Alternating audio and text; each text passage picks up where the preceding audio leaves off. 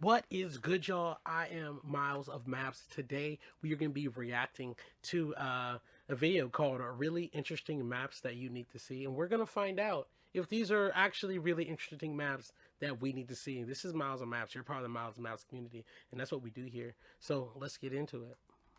Show us the world, and sometimes provide us with interesting information or statistics regarding the area which is represented. Talk about maps, So in this of course. video, I want to show you guys a few maps that I found really interesting, either because of Really interesting. when they were made, the way they look, or the data we get to learn from them. So here we go. First, the map on the thumbnail. This map gives us a comparative look at how land is used in the United States of America. So first, let's look at this map. Let's look at it real quick. So I think that's really cool because we actually get to see what's going on here. So here we can see Christmas trees are that one point little spot. 100 largest landowning families right there. Feed the exports. But look at the largest part is cow and pasture range, private family timberland, timber clear cut, wildfires. Just a big portion. But yeah, let's keep on watching. This is a cool map. The area itself, in terms of regions, isn't accurate. It's just displayed this way, so we get an idea of how big they are in comparison to each other. I was really surprised by the gigantic amount of land that they have dedicated to cow pastures. It is a lot. I was also surprised by the amount of corporate timberland, which I imagine is the land where companies grow and cut trees to use/sell the wood. Cool. I was really surprised. It's better that like you grow and cut trees rather than you just cut them down dedicated everywhere. To national and state parks. Wow, it's crazy how golf fields. That's so small too. National parks, federal wilderness, state parks. That's so small. And then look at all of this, you know, like spots right here. Everything else is like state timberland. Other than that, it's it's people. It's you know, defense a little bit, but it's people. You give it's you know, it's the citizens of the United States. So the government, you know, lets a lot of citizens decide how our land is going to be used. Take up more space in the U.S. than do their plantations of maple syrup. Although I guess it's more of a Canadian thing. But I mean, how many golf courts do you really need? And also, the 100 largest landowning families hold an amount of territory equivalent to the state of Florida. That is a lot. Speaking of America, I found another really amazing map about the north of America too. This is how the region looked like about 77 million years ago, consisting of around 4 major islands and the rest being ocean. In the background, you can see the current continental lines. It's so weird to think how different our world looked a few million years ago. In this case, so much of it was submerged. Although, let's see if we can make this map a little bit bigger. Right. There we go. In a few cases, parts of the ocean were at the surface. Also, the Caribbean seems as if they were dislocated to the south, but maybe those islands have nothing to do with our current Caribbean, and it's just a coincidence that they are there. The yellow squares on the map represent sites where dinosaur fossils were found. Speaking of places where certain I wish we can go deeper on it, but that was a cool map, not gonna lie. The global distribution of flamingos. This surprised. Have you ever seen a flamingo before? It's kind of cool. It's very interesting where they're all located. It's me for 2 reasons. One, how big the range where of if flamingos Pangea was connected, and the fact that they are found this on would the all majority be of connected. Earth's continents, which is weird This because would be connected. they are places with very different These would climates. be connected. But another surprise was the lack of flamingos in certain areas. There's flamingos in the middle of the mountains, in the middle of the Himalayas over here. It's crazy. A species that is present in so many places wouldn't be present in more. I mean, why are they present in almost all of South America except Colombia and Brazil? And why is the little bit of Africa the only part of the eastern coastline that doesn't serve as home to the magnificent pink animals? Also, why does Nepal have flamingos according to this map? And why does Australia and almost all of East Asia not have any? The next map is about empires. Whenever we talk about history's big empires, usually 2 of them come up. The Romans and the Mongols, with arguments over how the Mongol Empire. But the Mongol Empire, I'll say this, Mongol Empire wasn't, it was a little bit different because they didn't like have like governors or like, they didn't have people ruling over all this area. They were just like pay us money. And then once that was over, Empire was bigger, but the Romans had a more organized yeah, they were more system of organized. administration, and so their effective Romans were rule more over the land organized. was bigger, amongst other discussions. In this map, we can see the two empires side by side. Now, if you don't know, it's important to note that they did not coexist at all. Not at all. They're just present in the same map here, so that it's easier for us to compare them. The Mongol Empire is definitely bigger, there's no doubt about that, but I do agree to some extent that the Roman Empire is more impressive. Maybe it's just European bias, I'll admit that, but I do feel like a good amount of the Mongol Empire was just empty land and deserts, while the Romans subjugated entire civilizations. Well, also, we can also say that the most people on Earth literally lived where the Mongol Empire conquered.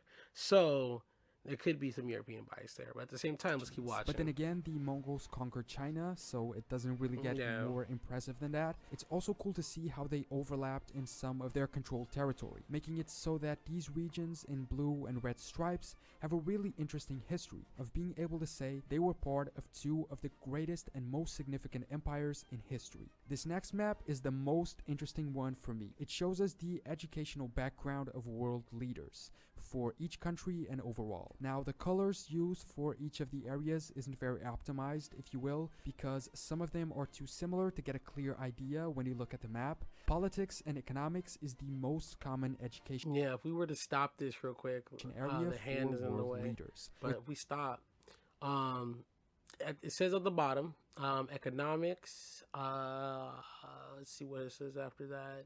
The pink is military or law enforcement, and arts and humanities is 16. So I think the biggest one is what, economics. Business and economics is the number one. So, and then after that, arts and humanities, and then military, and then things like that. So math and science, that's pretty cool. Have some mathematicians that are like your president, or like, followed by that's law pretty cool. At 35. I was surprised by a few of these. I One think of them is number 3 at military. I know historically like, a lot of leaders. More people that are like science-based should run for office. I think that's something. Been military figures, but in modern times, I was surprised that this is still the case, with the majority of those being in Africa. One that's surprisingly low is public policy and administration, with only 7 worldwide, although counting with a pretty big one. Well, and I would say the reason why public policy administration is different is because they make a lot of recommendations. It's not a lot of negotiation when it comes to that. It's a lot of fact, and it's a lot of, I did public administration as a master's program for about a year, and it's very by the book. It doesn't do well with the political sphere because administration, it needs France. Keep in mind this data is from 2018, so it needs some more changes structure. might have It needs changed everything already. to be more Maths structured is around it for it kind to of work. low, with only 10 world leaders having a numbers background, but also counting with a major Needs country, motivated Germany. workforce, And then things like arts that. and humanities is, although surprisingly, thankfully high up at number 4. True. Also, remember that I have no idea if this map, or any of them for that matter, are fully accurate. In this case, they don't True. really explain if they're analyzing leaders in terms of head of state or head of government. So in the UK, for instance, is it the Prime Minister or the Queen? Back to a map about the US. This one isn't about leaders, but the population itself. This map shows us the largest ancestry group. Let's look at this. Blue is German, and then we have English, and then Italian, and then Mexican, Scandinavian. That's really cool how it's set up like that. What part of the country do you live in? I live in Sacramento, so it should be like over here maybe. But German, I think that's what, German and Irish and African American. I'm black, so a lot of families over there, a lot of family here. But yeah.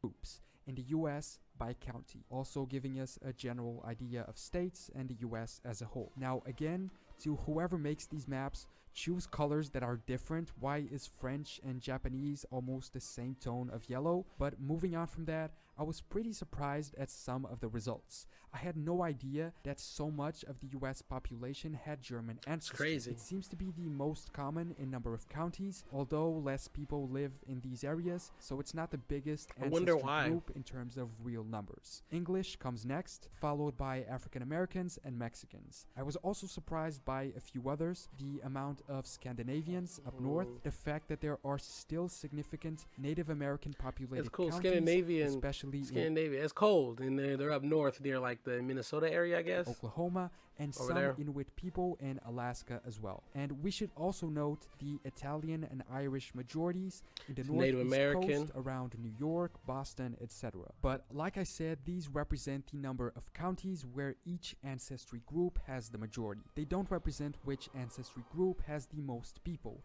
because the US have a very odd population Sorry, distribution. This map shows us exactly that, with the same Mm. amount of people living in This the is really orange cool. So I live in this orange piece right here, and it definitely makes sense. And this is the Imperial Valley right there. So there's not a lot of people that live out there. That's the other side of San Diego. So that's really how it be. And then everything areas else is kind of as just in the like red. Both east and west coastlines have as much people as over half the territory. This is even more radical in People some like other water. places, like I'll say it like that. Australia, People for like to- instance, where in this map coasts have a lot we of see water, that you know. only 2% of the country's population lives in the yellow area. That is really crazy. Those lacks of balance when it comes to population over the territory sometimes lead to arguments of how the land should be reorganized in certain countries, especially having to do with political representation. But speaking of land reorganization, here is a map of the US, but with a slightly different division. These are the 20 air traffic control zones of the US, which are not at all similar to their state lines. Florida alone has 2, for instance, but the Salt Lake Zone controls almost 5 different states. Speaking of different land organization, in 1992, that's very wild.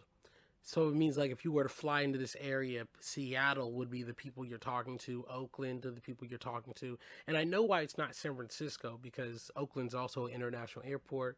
They get a little bit less traffic so they can hear what's going on. So it definitely makes sense. Yeah, Texas is split up. a man called Freddie going. Heineken proposed a map.